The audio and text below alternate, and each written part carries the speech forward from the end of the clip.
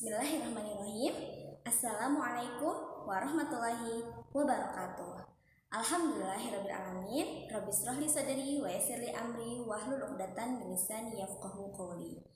Alhamdulillah, anak soleh dan solehah level 5, level yang inovatif, mandiri, juara. Allahu Akbar.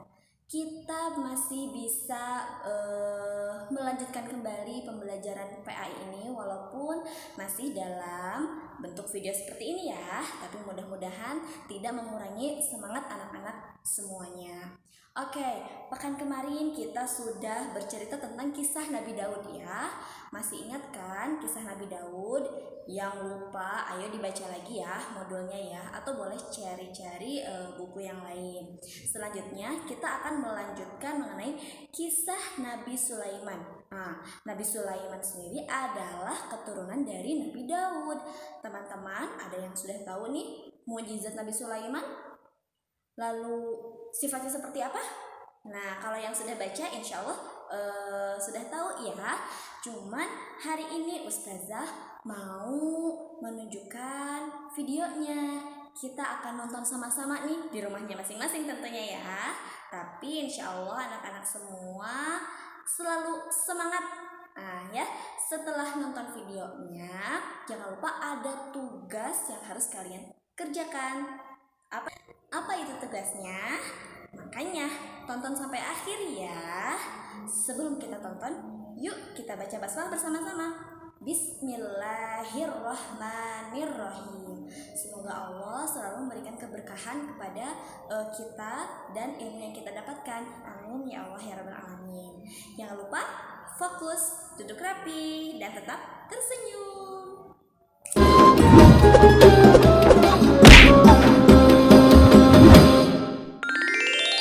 Kisah Nabi Sulaiman alaihi salam.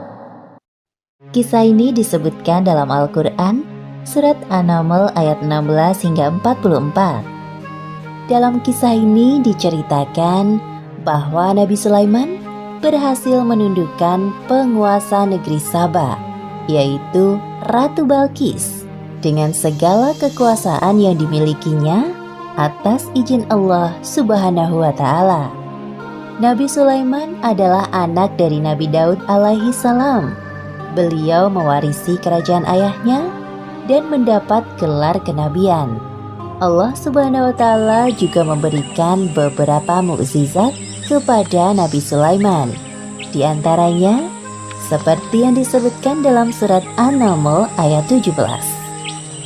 Dan untuk Sulaiman dikumpulkan bala tentaranya dari jin, manusia, dan burung. Lalu mereka berbaris dengan tertib.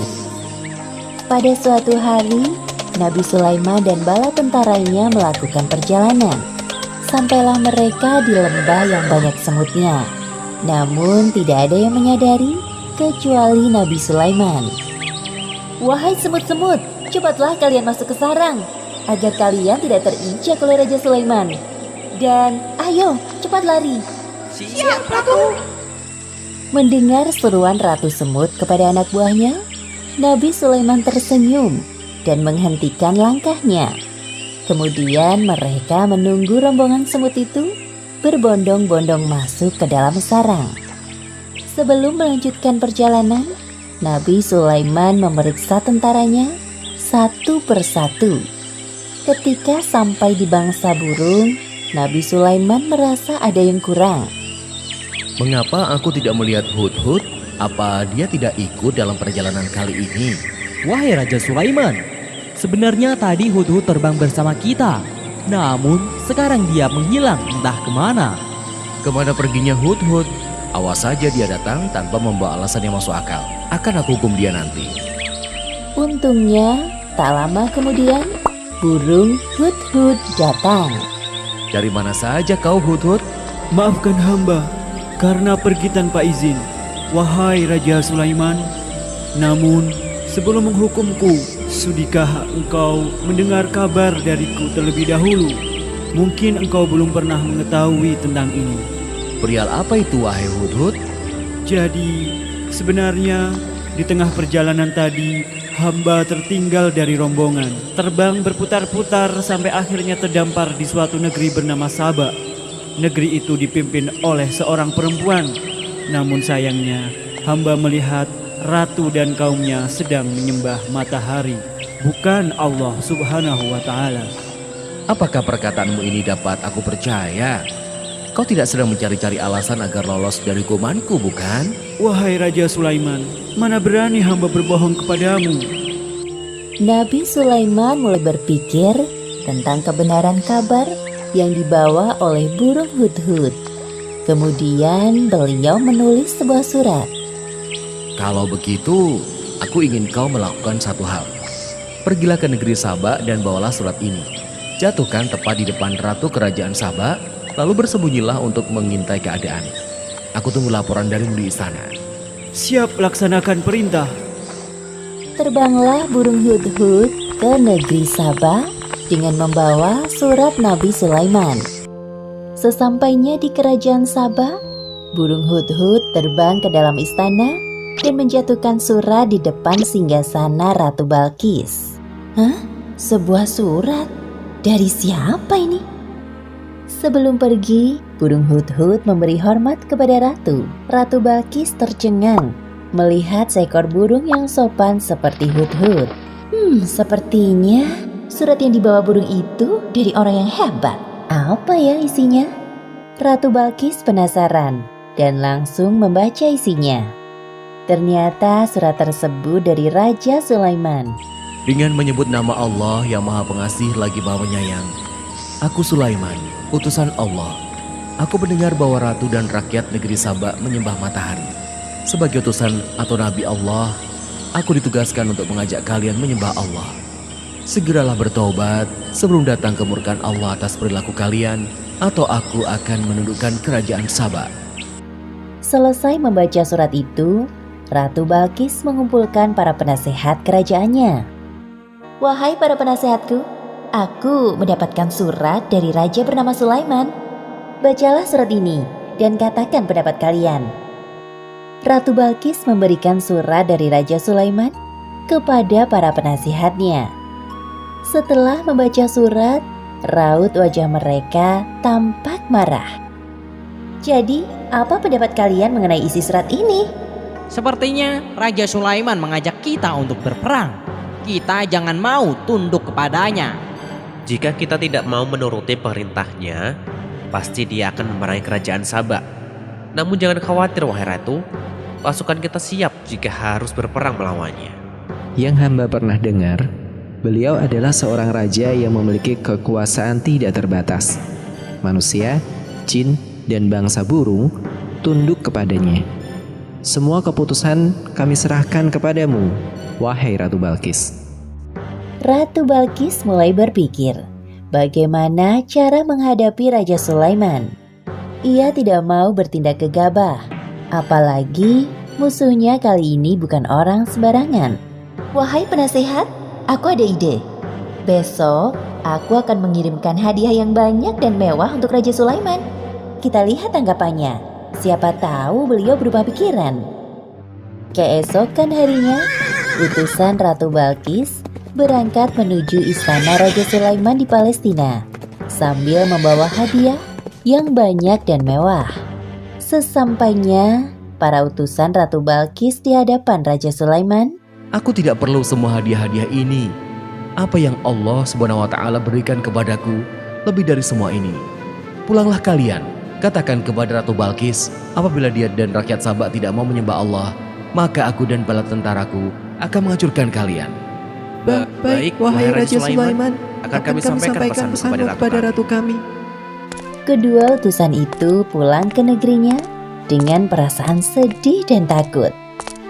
Mereka segera melaporkan apa yang terjadi dan pesan dari Raja Sulaiman. Kemudian, Ratu Balqis mencari cara lain untuk menghadapi Raja Sulaiman. Jika nekat berperang, jelas pasukannya akan kalah telak. Wahai para penasehatku, siapkan pengawal untukku. Aku harus turun tangan langsung kali ini untuk menemui Raja Sulaiman. Siap, wahai ratu. Tak jauh dari istana, tampak burung hudhud mendengar percakapan mereka. Ia segera terbang ke Palestina untuk melaporkan apa yang didengarnya kepada Raja Sulaiman. Nabi Sulaiman mendapat laporan dari burung hudhud dan segera menyiapkan sebuah rencana untuk menyambut Ratu Balkis. Wahai para penasihat kerajaanku, siapakah di antara kalian yang sanggup membawa singgasana Ratu Balkis ke hadapanku? Hamba bisa melakukannya, wahai Raja Sulaiman. Seberapa cepat kau bisa melakukannya? Sebelum engkau berdiri dari duduk, singgasana Ratu Balkis akan hamba bawa ke sini. Wahai Raja Sulaiman, hamba bisa melakukannya sebelum engkau berkedip. Lakukanlah. Seketika itu juga, singgasana Ratu Balkis hadir di hadapan Nabi Sulaiman. Subhanallah, Maha Suci Allah. Inilah karunia dari Allah untuk mengujiku. Apakah aku bersyukur atau malah mengingkari nikmatnya?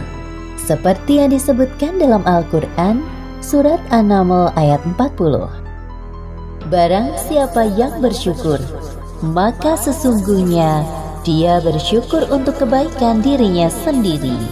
Dan barang siapa ingkar, maka sesungguhnya Tuhanku Maha Kaya, Maha Mulia. Ubahlah sedikit bagian dari singgasana ini. Kita akan lihat apakah Ratu Balkis masih mengenalinya atau tidak. Satu lagi, ubahlah lantai istana ini berlapis kaca yang terdapat ikan-ikan di bawahnya. Akan kami laksanakan, wahai Raja Sulaiman. Rombongan Ratu Balkis sudah tiba.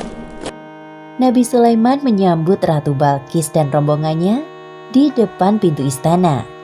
Kemudian diperlihatkan kepadanya sebuah singgasana. Selamat datang di istanaku, wahai Ratu Balkis. Silakan duduk terlebih dahulu. Ratu Balkis duduk di singgasana. Lalu ia pun merasa ada yang aneh. Seperti inikah singgasanamu? Iya, ini sungguh persis dengan yang aku miliki. Tapi tidak mungkin. Tadi sebelum pergi, aku melihat singgasanaku masih ada pada tempatnya.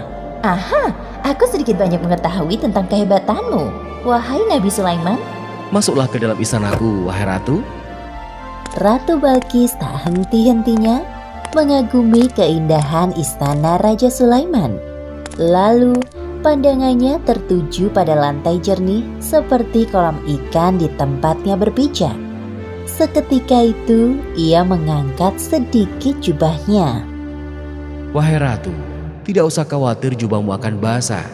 Itu hanya lantai yang terbuat dari batu berlapiskan kaca. Benar juga. Wah, semuanya ini sungguh indah sekali. Ratu Balkis benar-benar terpesona dengan keindahan dan kekuasaan yang dimiliki oleh Raja Sulaiman. Dalam hatinya ia merasa tidak ada apa-apanya dibandingkan Raja Sulaiman. Sesungguhnya, semua yang aku miliki adalah pemberian dari Tuhan pencipta alam semesta. Dialah Allah Subhanahu wa Ta'ala. Ya Allah, sungguh selama ini hamba telah berbuat zalim. Maafkan hamba.